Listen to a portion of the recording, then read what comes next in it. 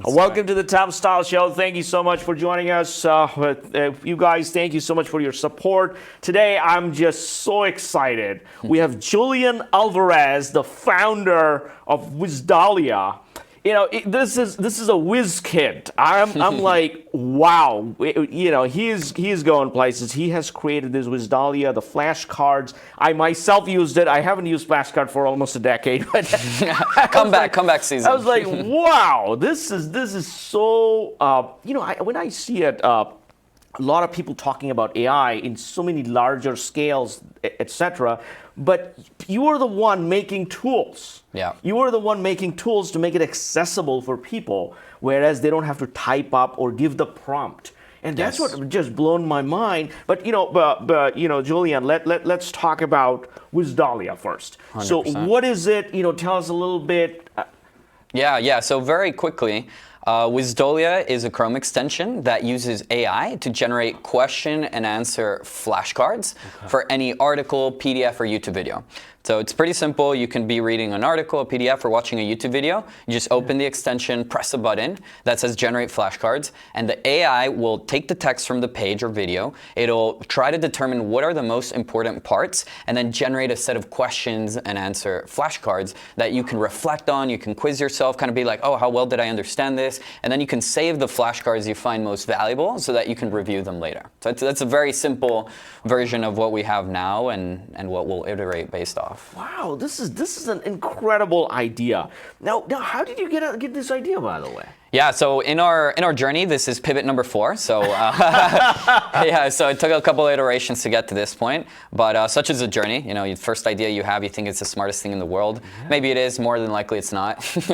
But yeah. Well, firstly, all the pivots and things we've done, like my co-founder and I, have been in the space of learning and personal growth. So we're very kind of obsessed about this space, mainly for the reason that especially for myself, I think everyone has just such an immense potential hidden and unlocked within them. And I think learning and personal growth are sort of the keys that help unlock that.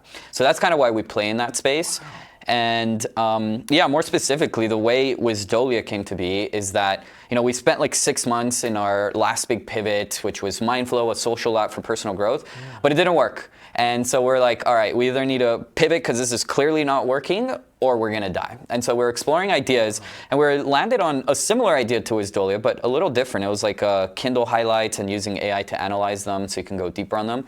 But then we were casually scrolling through Twitter, as one does, and we found this tweet where someone said, oh, my dream AI product would be to take any content I'm reading and turn it into like flashcards with questions and answers. And that tweet blew up. I commented on it, and I was like, oh, we're building something very similar. It'll be out in 2 days. And like 50 people messaged and commented, and they're like, oh my God, let me know when this is live, da-da-da. So there was a ton of signal, and we were like, we really need something that works right now. We just followed the signal as a starting point. So combination of like, we love learning, and like, wow, a really clear market opportunity and what looks to be a really good use case for AI. Wow, this is amazing. So you kind of crowdsourced the idea, you got the idea, yeah. But you know, you guys are right on, jumped on it, built the product. Speed is the killer. Speed, the Silicon Valley speed. When I look at you, I'm looking at this guy's the speed man, right? This is so. Is it just you, or you have other people now in your team? Yes. So we have my co-founder David. He's super brilliant. He focuses on product design. Super curious, super smart individual. And then we have a contract engineer, Juan. And then myself, and I focus mostly on the tech stuff, so you were fundraising. The CTO and the CEO. Double life, yeah, living the double life. So, are you the one, you did the coding for the Wisdolia to begin with? Yes, everything in the beginning. We only hired the contract engineer like 3-4 weeks ago, so I've done almost everything. Wow. And you were 26. 26, that's right. Oh my God. Still growing. This is insane. You know, all the other 26-year-olds are playing video games. They're like, wow, wait a second, what is going on? I used to be me. I used to be obsessed with video games. So your story is fascinating because I read your story a little bit, and you know, how the pivot is extremely important, but you know, other people would say, oh, you know, we are also pivoting, but you have good reasons in each of the way. You were at Goldman Sachs, and then you had an incident, and then you went to Meta and all these other places. Then you left everything and went into the startup world. So tell us a little bit about the growing up. How it was. And your fascination to computer science, how did that come from? Yeah, for sure. So the overview of the story here is I'm originally from Colombia, in Medellin, Colombia, in South America. So my parents were born and raised there, and then they made the insanely difficult decision to leave everything behind that they knew in search for like a better life away from the violence of Colombia and towards the opportunities of the U.S. And so we moved to Texas when I was 4. So I grew up in a small city named McAllen in Texas. And yeah, I got really lucky that I got exposed to tech because it was a pretty underdeveloped city without much tech. But it so happened one of my dad's friends was a computer scientist, and he kind of like exposed me to coding, said like, yo, you want to build an app? Let me know. I'm like, oh my God, this is my chance to make $1 million. Yeah. So we built an app together that I kind of learned how to code a little bit thanks to him, and published it, and like over 30,000 people downloaded this first app. It was just a calculator for the iPad because the iPad didn't come with one. Wow. So that was the first exposure, and it was a powerful experience because it taught me that coding and programming isn't just a tool, it's a platform for enacting meaningful change. I mean, you can like identify a need or problem in the world, use your creativity to come up with a solution, and then use the technical skill of being able to build something to actually make something readily available to millions and billions of people worldwide. So that's kind of what's inspired me to study computer science in college and then do internships and whatnot. So that was kind of the tech exposure. Happy to talk more about like the business startup sort of side as well and how that came to be. Wow, the thing is, when I think about Colombia, I'm not thinking about a smart tech guy that's reinventing the world. So this is something that's kind of stereotyped the way I'm saying it. Like, but you had that in you. And you saw the things around. You say, how can I use tech to solve the problems in the world? Yeah, and it's a very interesting point you bring up, and I think about it a lot of like how many people that live in Colombia or these underdeveloping countries have within them buried the potential to solve some of the world's greatest problems, but they just did not have access to quality education, did not have access to mentors or guidance that would have exposed them and actually taken them on the path to solve some of these big problems. So I got lucky because my parents were very educated. My mom's a microbiologist, PhD. My dad is a gastroenterologist, like a stomach doctor, physician. So they had the capacity to move here to the U.S. and that opened an ocean of opportunities. But I almost on a daily basis think about like the 99% that just don't have the resources, opportunities, mindsets, guidance to be able to unlock their deepest potentials. Wow, your parents are way too highly educated, but you did have an incidence in your college life. You were a top 4.0, 3.9 GPA person. You were at the top of your class, but then you kind of lost motivation, which it's not just you. I did as well, and so has thousands of people I know or hundreds of people I know. Everybody loses that motivation unless there is something materialized that you can do something with it. Yes. Right? Because otherwise, if you are just impacting the professor or yourself, you're like, I want to impact more people. I want to do more things, right? Yeah. And tell us a little bit more about that. Yeah, for sure. So pretty interesting story. So I, as a college studying computer science at Texas A&M, and as one does, one tries to get internships. So I interviewed a ton. Finally, after a lot of rejections, managed to get an internship with Goldman Sachs. Went to New York for the summer. Was really fun. Enjoyed it. Thought it was super cool. They gave me a full-time offer, and I accepted it. And actually, a little before that, I had co-founded my first startup.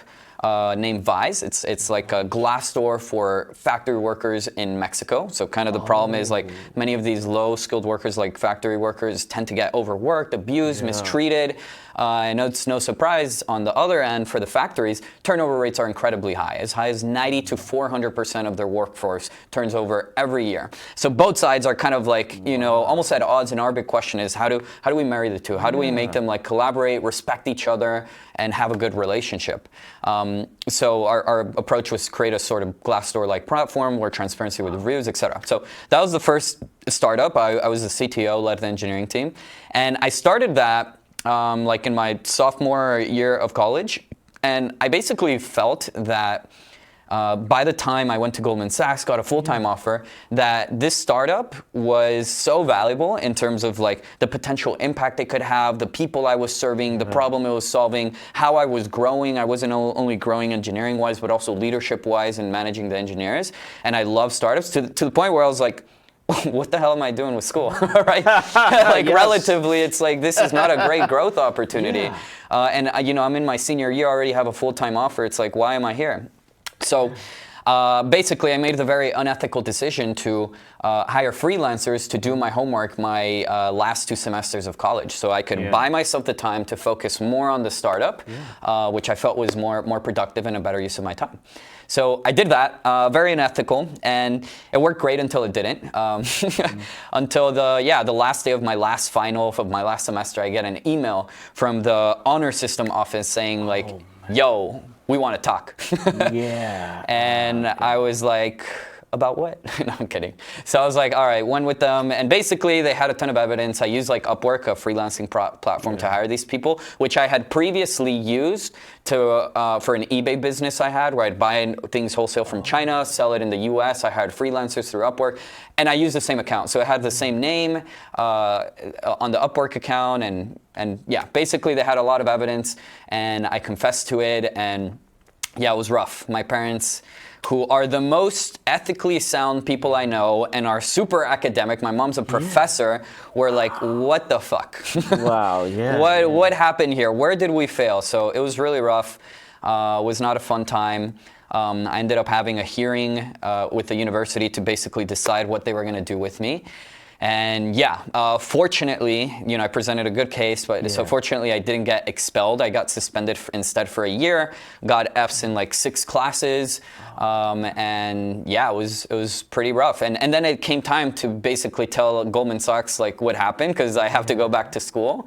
So I told Goldman Sachs what happened, and they were like, let me get back to you on what we're going to do about that one.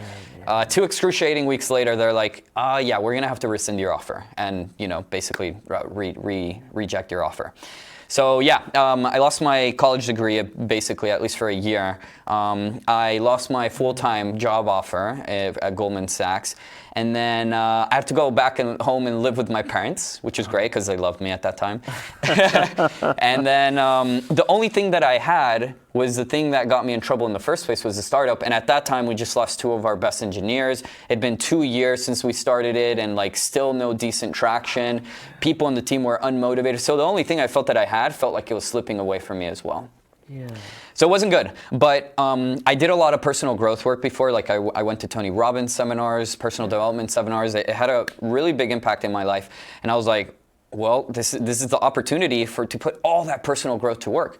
So I asked myself, like, what's the mindset shift here, right? Like, what's the opportunity, right? Because even in the deepest, darkest times, in the most radical, terrible mistakes you can make, there's opportunities for growth. And the thing I realized is like, wait a second, if I have to go back to school, that means I can do internships again. And if I can do internships again, I mean, Goldman Sachs is cool, but I can do way better, right? I can go for these companies, Google, Facebook, LinkedIn, whatnot. So that's what I set my sight on. And I prepared like crazy, like coding, like there was no tomorrow.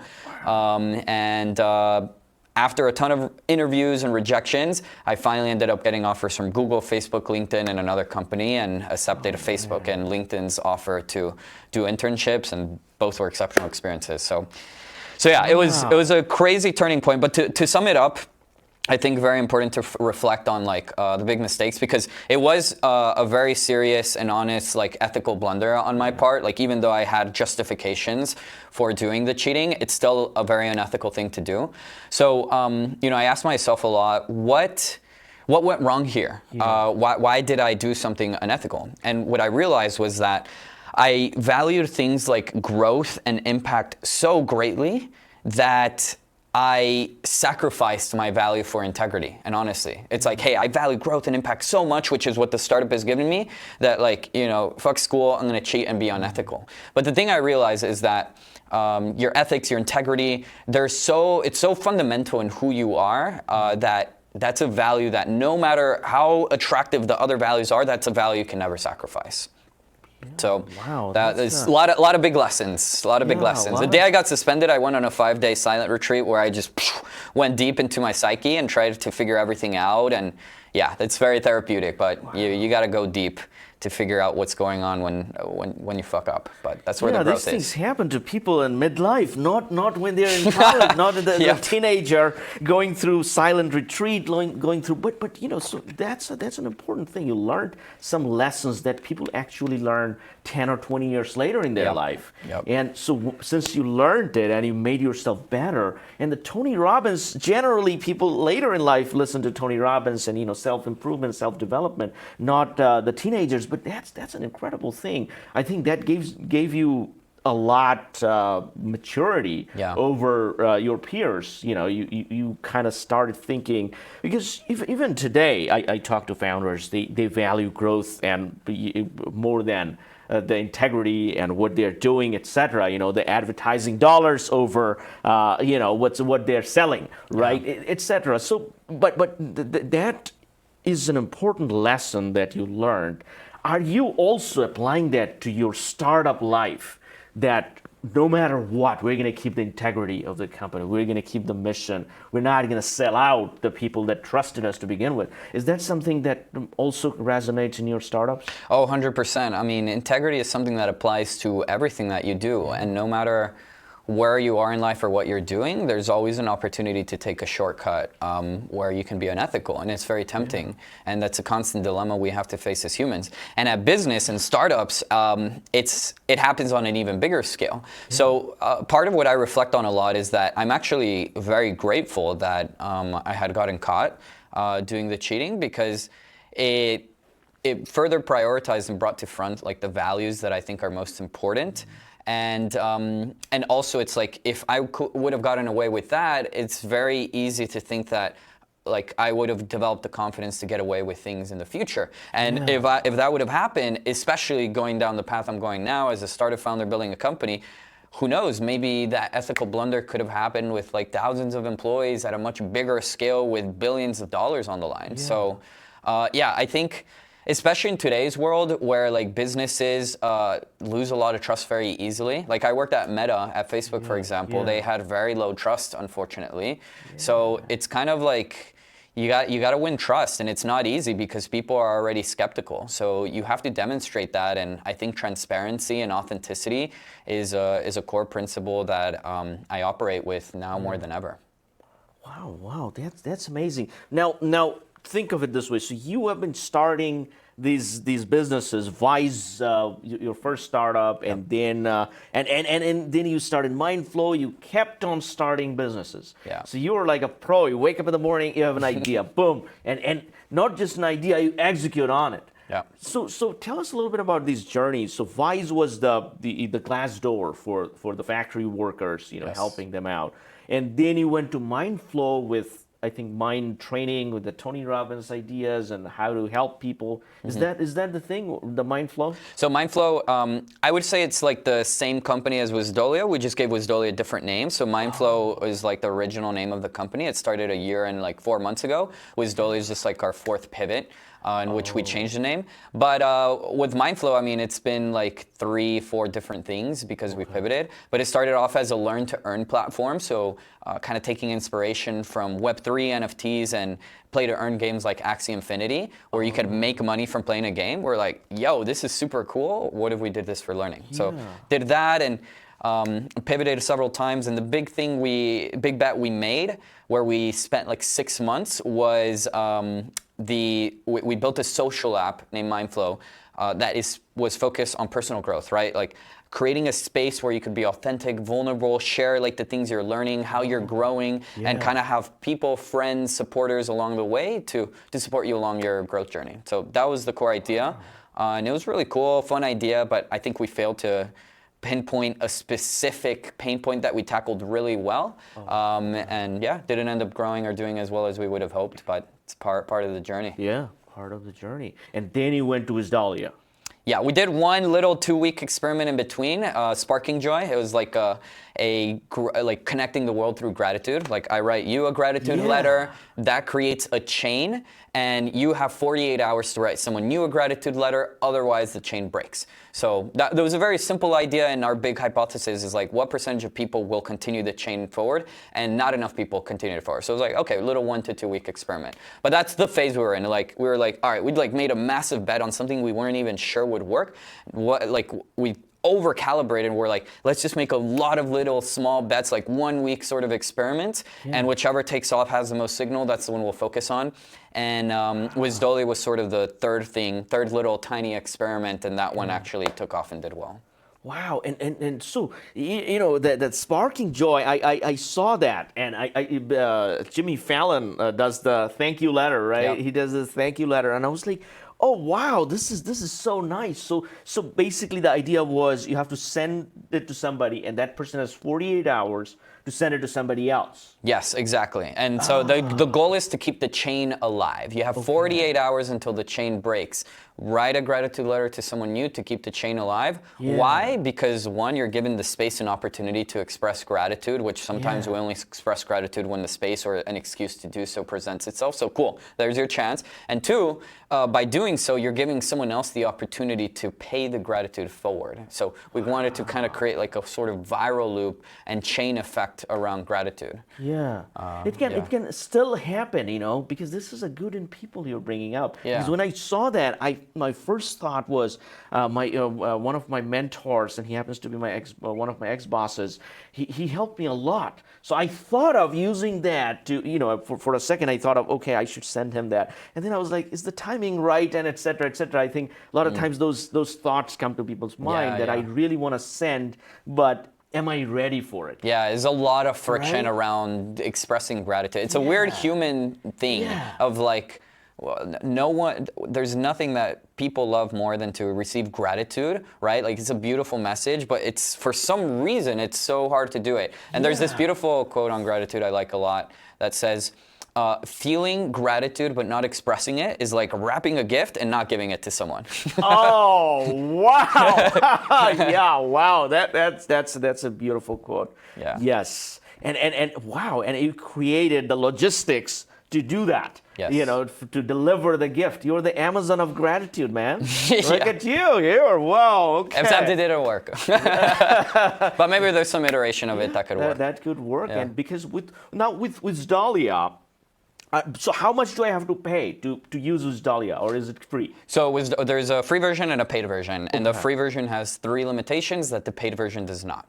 One limit is that you can generate up to 40 sets of flashcards per month. If you exceed 40, you have to pay to keep using more. 2 is that you can only generate flashcards up to 15 pages in a PDF, right? So it works for PDFs, but only up to 15 pages for any PDFs. Yeah. And similarly for YouTube, up to 12 minutes. So if you want an hour-long YouTube video or get flashcards on 300 pages from a PDF, that's when you have to pay. But you're charging very less. That's the thing. I saw it's only like $2 or something? $4 per month, or $2.50 per month if you pay for a full year in advance. For a full year, that comes like $30? Yeah, exactly. So, wow, man, with $30, so that's unlimited. Unlimited. I can go to any YouTube video, generate cards, and quiz people. Or quiz yourself. Quiz myself. Yeah. Oh man. Wow. That's incredible. And so do you have like an ad-supported version also, or? No ads. No. I mean, ads are a little more complicated. You'd have to have a whole ad network, and I don't think it's super necessary as a way to monetize. But so far, it's worked well. But we might increase the price, but we'll grandfather the people that already paid, so can try it out. So you guys gotta sign up, you know, and it's super simple. You just one click. I saw that last night. So you go to wisdolia.com, and you just click add to Chrome, and that's it. That's Done. it. Boom. Just one button. So are you guys also on other like Bing and all that? Bing is based off the Chrome engine, right? The Chromium engine. So yeah, well, there's Microsoft Edge, and Microsoft Edge is based on Chrome. So there's Chrome, and then Chrome has an API where other developers can use the API to build their own browsers. So it also works on those. So that's Microsoft Edge, Opera, Arc, and several others. All of them pretty much, except probably Safari. Safari and Firefox doesn't work, but we're gonna build a web version in like the next 2 weeks, and that'll work for any. Wow, in the next 2 weeks, man, you're ship, so ship, fast. Yeah. Wow. Okay. So Wisdolia, how many users do you have right now? So we've had a little over 35,000 downloads in like 3 months. Wow. So yeah. Wow. Yeah. And did you spend a lot of money on advertising? No, most of our growth has come organically. So to get those 35,000 downloads, we've spent around 3,000, a little more than 3,000 downloads. It's been really great because most of the growth has been organic. We've had like 50, 60 original pieces of content, organic pieces of content created. One of the most popular ones being like this YouTuber that just randomly picked it up and he's like, hey, I tried 200 AI tools and Wisdolia was featured as one of the best ones. And that video has like about 1 million views or so. Oh God! Yeah. Wow. Yeah, so I'd say organic has helped a lot. I think in general, people like this. There's a double-edged sword to being an AI. The positive side of it is that one, it's very powerful, but two, a lot of people are like super crazy about this stuff right now. So there's like AI tool directories, like Futurepedia or Future Tools. We posted our tool there, and like I don't know, people just organically pick it up. Yeah. But then when it comes to paid growth, we've had a lot of success with TikTok and like influencer marketing, basically. Oh, wow. So we basically get, like, since our core demographic is students, right? We also have lifelong learners, teachers, researchers, but core demographic and who we focus on right now is students. Well, students are Gen Z, and where did Gen Z spend most of their time? TikTok. So you get study talk influencers, like basically like influencers that create content about studying, and we just pay them to talk about Wisdolia, and they end up loving it. They're like, oh, this is cool, super cool. I use it myself, and it works pretty well. Yeah, customer acquisition cost is only like 20, 50 cents. So pretty amazing. Wow, and so many downloads, so many people using it. I think this is going to be viral. Wisdolia is the next thing. Now, what's next for you? So are you going to concentrate on Wisdolia, or you're going to be pivoting things, or what are you thinking about? Yeah, no, definitely focusing on Wisdolia. So right now, we've gotten to a good point. We actually like just started generating revenue two weeks ago as well, and already have over 180 paying customers. So that was like one big focus. Oh like, man, congrats! Thank you. Wow. Yeah, it's been exciting. So yeah, the willingness to test, willingness to pay was one of the biggest risks, right? Like when you're doing startups, you want to think of like what are the biggest risks and biggest assumptions, and how do I validate or invalidate each of those? So willingness to pay is one of them. But yeah, right now, since we're in a pretty good space and place, we're looking to fundraise. So we just started our fundraising round like last week, and it's been kicking off pretty well so far. And yeah, other than that, like product-wise, a lot of the thinking is sort of, it's an interesting dilemma in like, how much do you focus on incrementally improving the product, right? Like flashcards, making the best flashcards experience, versus starting to take bigger 10x bets, right? Like, how do we go beyond flashcards, beyond memory, like, and create like personalized solutions around learning, around understanding things at a deeper level? And so we have a lot of ideas on big 10x bets we can make, but it's a challenge in like, hey, when do we make those big bets that are separate from the flashcard sort of deal, given that that's what's working well, and you probably want to build a more solid base. At the same time, what's probably going to get you exponential and further differentiated is these sort of 10x plays that are able to disrupt the way we learn in an even bigger way. So it's an interesting balance, and a lot of our product roadmap is figuring out that balance. But I think for the short term, building a more solid moat, a more solid place and foundation, and then stacking things on top where it makes sense, because also adding new things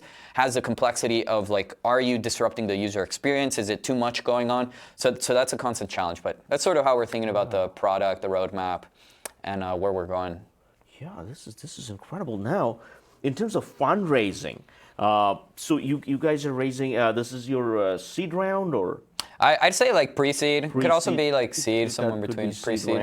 Yeah. And you were also part of an incubator. Yes, so Founders Inc. in San Francisco. Founders Inc. in San Francisco. Yeah, amazing space. Wow. So this is so that's Wisdolia. And this is honestly speaking. When I saw that, the flashcard, the AI, the use of that, and how you're doing it, my first thought was, the ed tech companies recently, some of these pretty big ones that are living pretty good life. My thought was, as soon as they see it, they're gonna buy this thing for sure. This is an acquisition target, right? So, are you open to acquisitions? Yeah, it's a good question. It's a tough one. I think overall I'm pretty open. Yeah. I think what I care a lot about is sort of like the big mission and what we care about and what we want to see in the world. And a lot of the thinking is in an acquisition, who's acquiring it? Why are they acquiring it? Are they just acquiring it to get rid of us, or do they actually like align with what we care about and want to create? Yeah. And so that sort of thing. There is also like, what is the price? Where are we at? Does it make sense? Yeah. Overall, I do really enjoy the founder journey. So it's like I kind of want to like in some ways kind of go the long way and hit a bigger home run. Yeah. But overall, I'm pretty open. If there's a good offer, I'd be open to considering it. Wow, yeah, this is incredible because not many times I have talked to startups and I thought of that idea. I said, oh wow, it could be a good deal for somebody like that, because a lot of the ideas are they're kind of getting started. This one already has the prototype in front of you that you're personally using. Now I wonder, the super users, let's say I pay for it like $30. Are you capable to handle if I just push a lot of things on you? I'm watching a lot of videos, generating a lot of cards, and or your system might explode. Yeah, bring it on. We'll see. Wow. Wow. So you're ready for that journey. Yeah. I think so. I mean, fortunately, we live in a time where a lot of the tech infrastructure is dynamic and easily scalable. Yes. I mean, things have worked pretty well even with thousands of users. Okay. But to be fair, I don't have a ton of experience working in more scalable systems. So I think it should be able to handle itself. Yeah. So we'll see. Why don't you generate 1 trillion flashcards and we'll see if it works. Yeah. Because generally a person, this is for knowledge consumption. Yep. So they're not going to be generating billions of cards, right? What would they do for that? That makes no sense. But somebody might be doing that for hacking purposes only, right? For sure. They're like, oh, okay, let's see how much Wisdolia can handle. Let's prompt. But you can use some of the stuff to detect the fraud and stop that. It's pretty scalable system.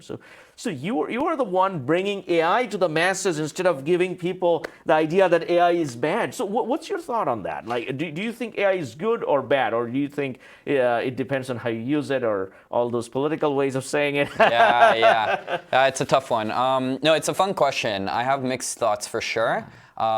Generally, I'm an optimist, and so I really think technology is a force that turns scarcity into abundance. It's a great quote from Peter Diamandis that I really resonate with.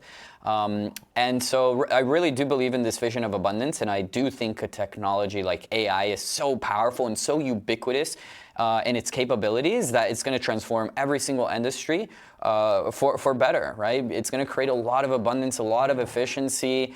Like our quality of life is gonna be insane in many ways. However, there's of course the downside to it and a lot of risk.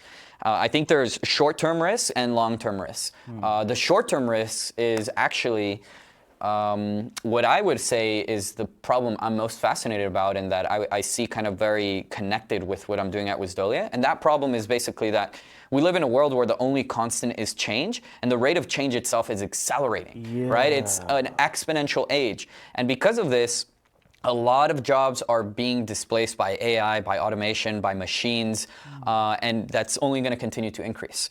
However, there's a caveat. There are new jobs being created by tech, right? And this is historically, this has been the case. Like, there's always been just as many, if not more, jobs created by tech than the ones that were replaced.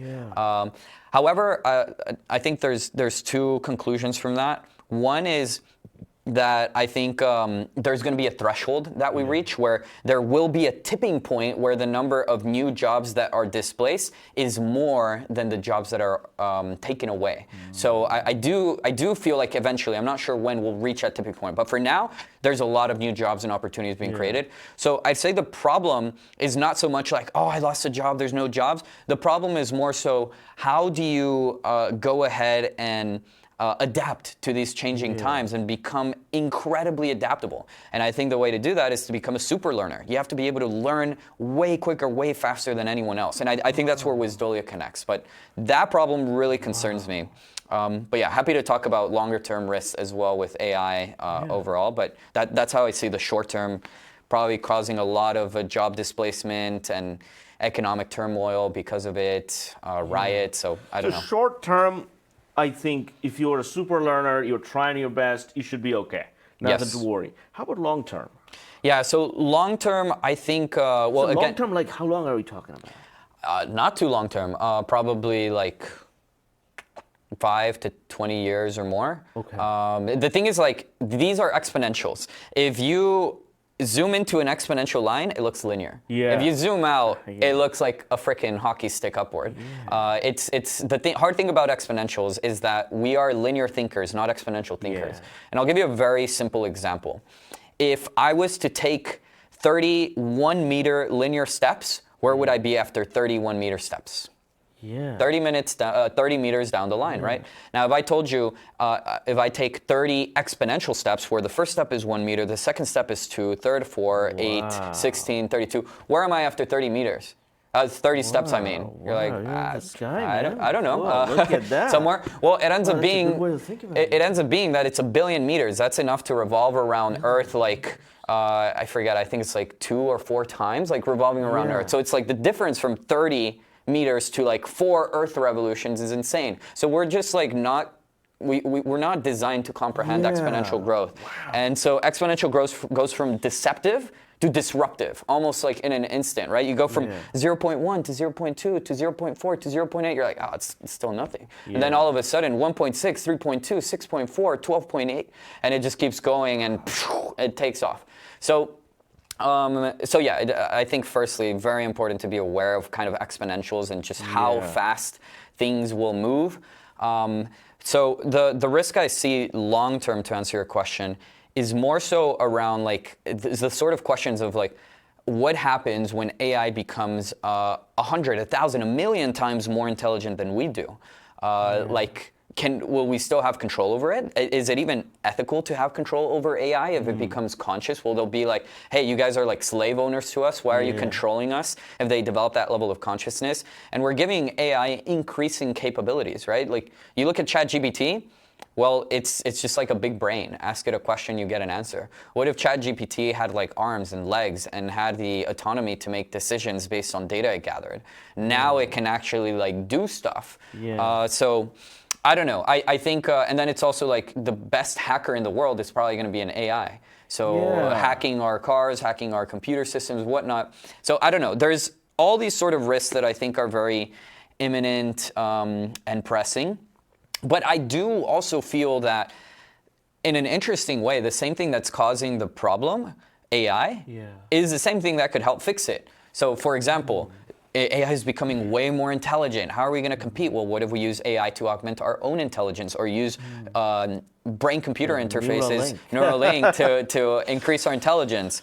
Or, for example, the best hacker is going to be AI. How do we defend on that? Well, the best cyber defender is probably also going to be AI. So I don't know. I see both sides of the coin here, and it's tricky. At the end of the day, the important thing to realize here is that AI is a data machine. The currency of AI is data. And so the data we feed it kind of determines what values and actions it inscribes. A very simple analogy here is, think about Superman. Why was Superman a hero and not a villain? He was a hero because he grew up in a family, in a culture where values of like being good, having integrity, honesty, saving the world were inscribed to him. But what if Superman grew up and was fed data, information, values that were like destructive? Well, he'd have the same powers, but he'd be a villain instead of a hero. So I think we have to be very mindful of the sort of data and therefore the values and belief systems that we're inscribing into AI.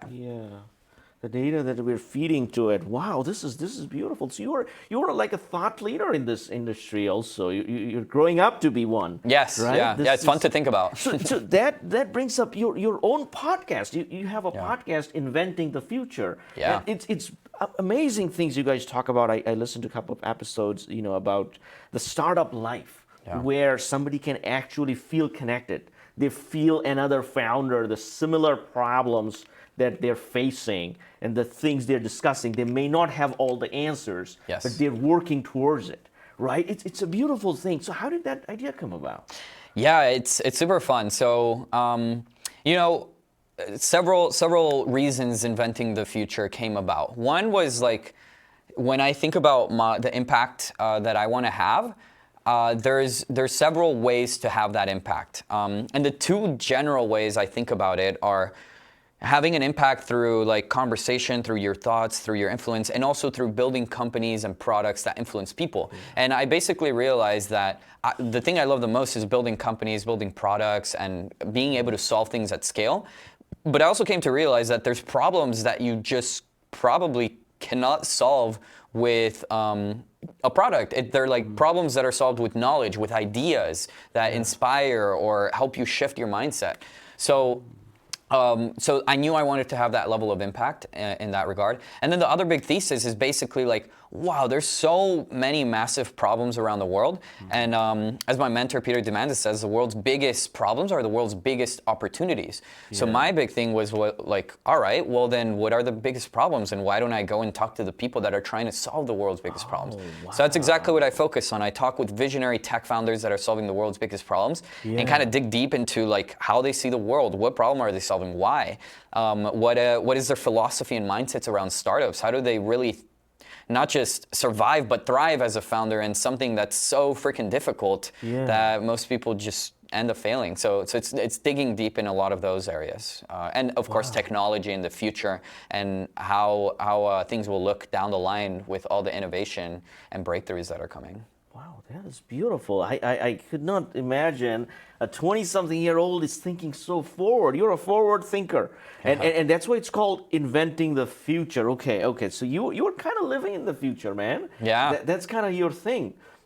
So this brings up a question. In my mind, I was thinking Gen Z is all about TikToks and dance moves and things like that. But talking to you, it feels like you guys are too much into AI as well. You guys kind of take it for granted. Like for us, we took internet for granted kind of when we grew up, like, okay, internet was there, Google was around. It was kind of, without Google, it's what it is. And with Google, how amazing it is. Yeah. And, we kind of grew up with that. But I think the generation before us kind of grew up without the internet or without the Google, right? So now in your life, I think looks like ChatGPT is unbelievably impactful, or it's a central piece of your daily conversation, daily thinking, right? So how the whole AI stuff.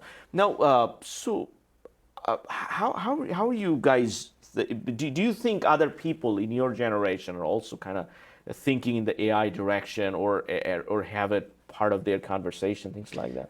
I think more than average, yes. But firstly, I'll mention the caveat that, I live here in Silicon Valley, so we live in a bubble. So it's like my immediate friends, like, yes, all of them are like talking about AI and whatnot, but that's also because we're here in Silicon Valley and a lot of my friends are founders.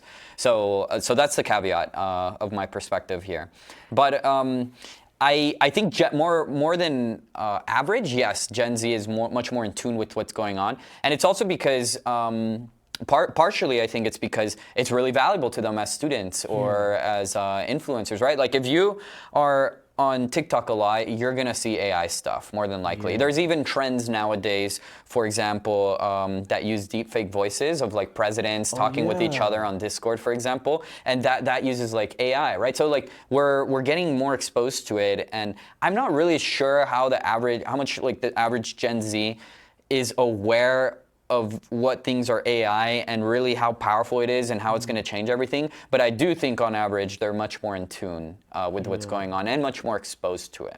And so that brings up the question that the startups, or maybe you brought up a good point, maybe the people I am meeting, mostly they're talking about AI, so I'm thinking everybody's talking about AI. Yeah, so, it's a bubble, Right, it's kind of like that. But most of the startups I talked to recently, they have either AI is the central piece of what they're trying to do, what problem they're trying to solve, or AI is definitely a large part of that solution. So is that kind of the way we're going to be thinking about things moving forward? Well, I think there's two types of people. The people that are very obsessed about a particular technology like AI, and then they just want to figure out how they can leverage that technology to solve different problems. And then there's other people that are very problem focused, and then they're like, let me look at the tools and technologies that exist today in order to determine how I might solve this problem. And I would say I'm in the latter group, where I'm not like super obsessed on one particular technology like AI. I more so look at what are the biggest problems in the world, what are the problems that I care the most about, and what are the problems that I think are going to be most pressing or most important to solve. And then I look at these technologies almost like tools in a tool belt, right? If I have a tool belt right here, and I have a set of tools where each technology is a tool per se, now it's kind of a question like, all right, I'm going to build this door, I'm going to build this house. What are all the ways I might be able to build this thing given the tools in my tool belt? So similarly, I care very deeply, say, about this problem where a lot of people are going to be displaced. They're going to need to learn faster than ever. And so I look at like my tool belt. I'm like, hey, how can AI help solve this problem? How can virtual reality and augmented reality help solve this problem? How can blockchain and Web3 and NFTs help solve this problem? How can right? So I look at all these and I try to figure out what unique capabilities does each tool, each technology have? What is it good for? What is it not good for? Can they converge in some way? And basically try to realize for the problem I want to solve and the context of where I want to begin, where should I begin and what tools and technology should I use? And in that context, I think AI and getting more exposed to it, learning more about it, understanding its capabilities, which, by the way, go really deep into a technology and you'll understand its capabilities. And the better you understand the capabilities of a technology, the greater your creative potential will be augmented because you'll have a better idea of how to actually leverage that tool to solve problems in unique ways. So I look at AI and I'm learning about it and I'm like, wow, like, you can, like, I kind of like make a list of like, what are all the things it's good at? And the things it's good at is incredible. Like, just to give you a few examples, AI is really good at drawing connections between discrete bits of information. And in learning, this is huge. Like, if I can connect, for example, something that I'm learning right here with something I was learning in the past, and the AI is able to draw that relationship, make the connection, that's huge. That's part of learning science. Or if, for example, one of the best ways that we learn and connect and relate with people is through stories, and an AI can craft a very personalized and powerful story to explain something. That's incredible too. So that's how I think about these technologies, things like AI, and that's why we started with AI, because we think it's very unique and powerful in its capabilities. This is your thought process is very advanced.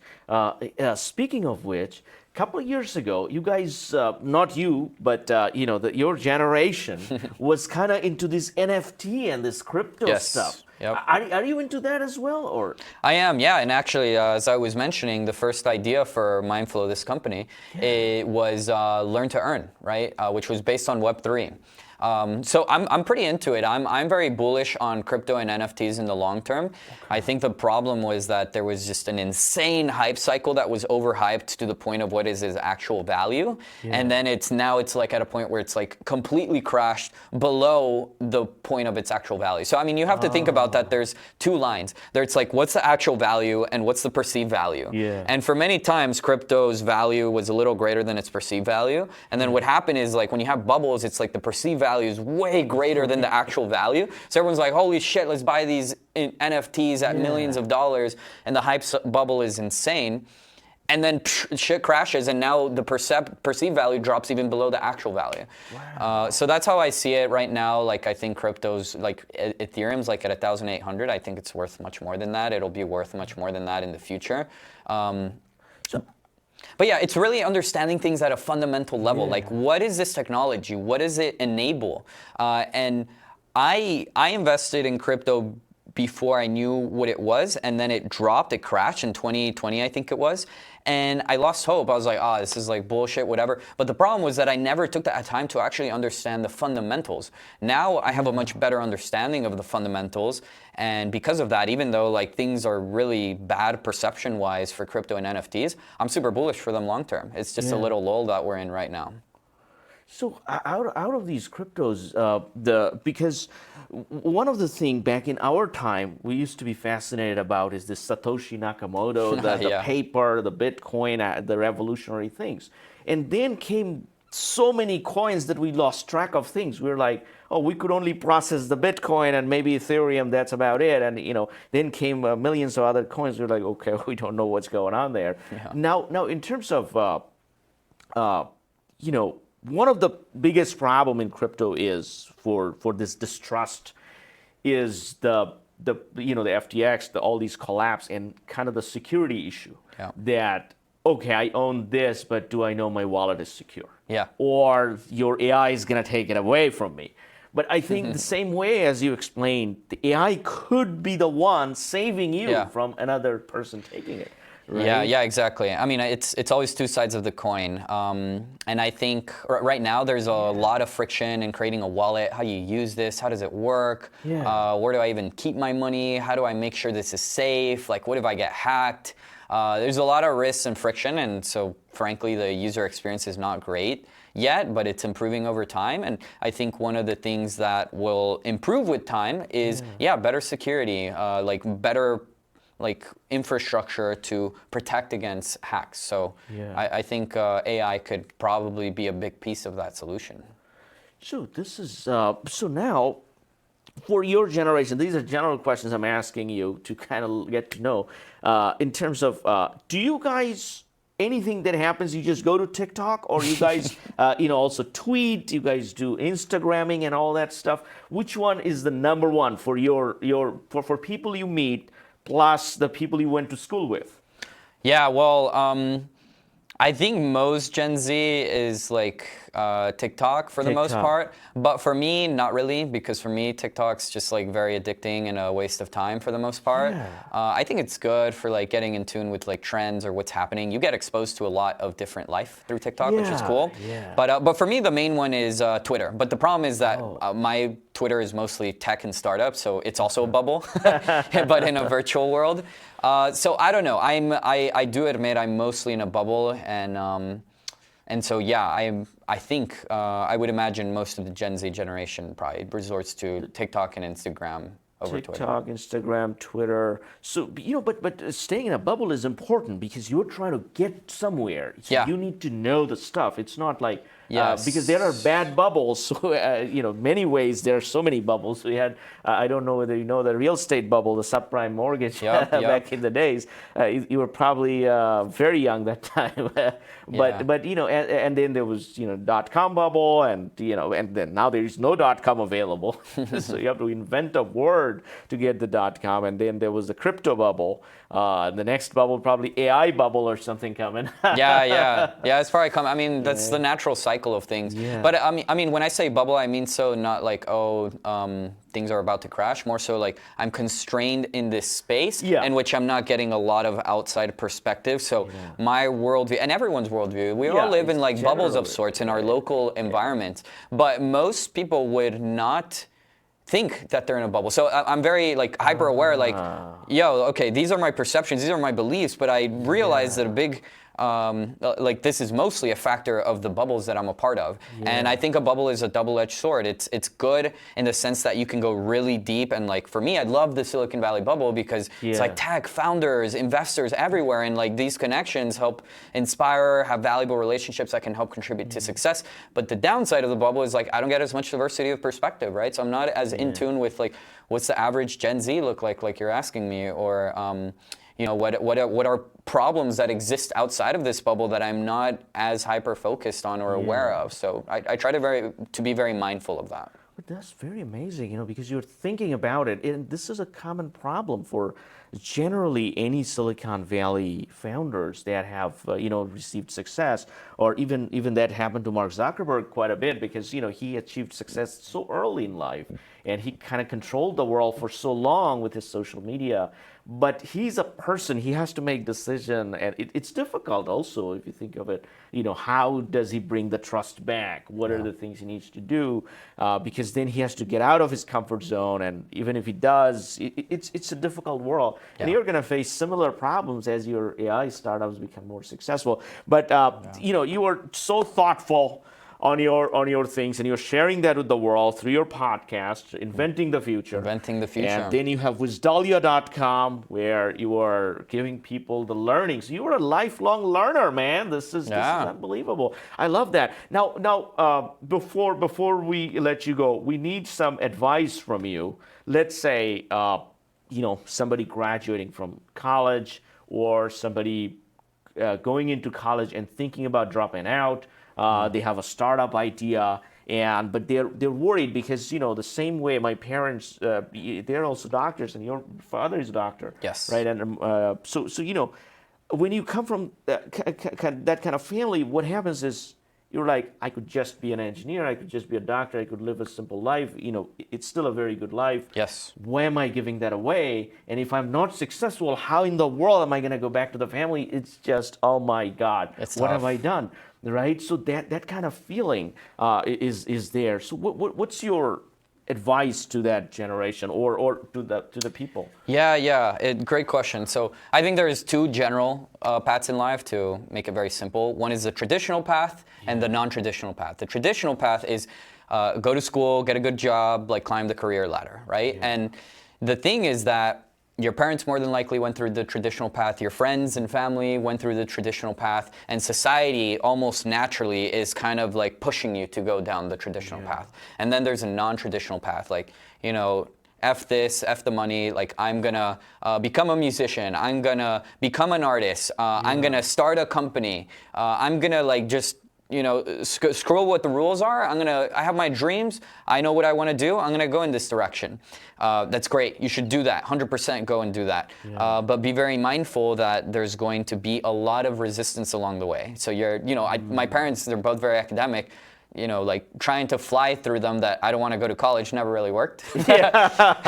Or I told them, for example, I'm going to leave my full-time job as a software engineer at Meta that pays me too much money and go and start a company. And they're like, the f is wrong with you? Wow, yeah. So at every step of the way, if you're going to go the traditional path, you're going to have people doubting you, especially your parents, especially people you care about. So the first thing is to just firstly realize, is this actually the path you want to go down, right? Because it could just be an idea like, oh, I'd love to start a company, but then you go and you actually do a startup and you realize it's like, fuck this, too stressful, too much work, it's not for me. So, probably the biggest generic and general advice I'd give to any young person, even non-young people, is explore as much as you can, try things out, experiment, because the younger you are, the more there is to discover. And the more you discover, the better idea you get of what direction you actually want to go in life. So explore everything you can, try things out. You think you'd like startups? Great, try it out. You might not. Maybe you'd love it. There's only one way to know.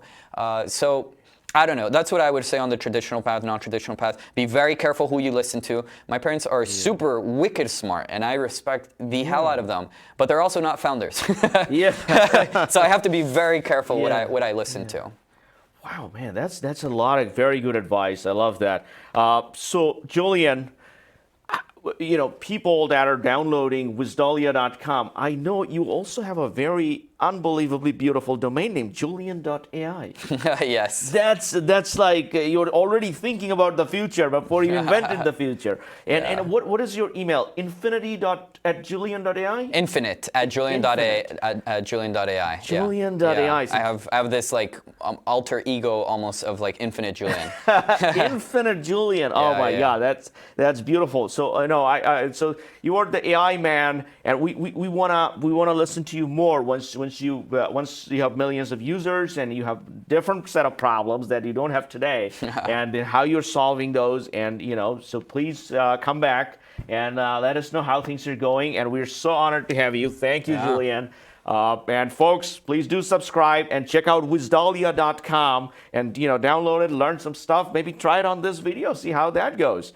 Become a super learner. We're transforming any learner into a super learner that can retain and better understand anything at least 10 times faster. So pretty fun, simple beginnings. But thanks for having me, Tom. It was great to be on. Thank you, folks.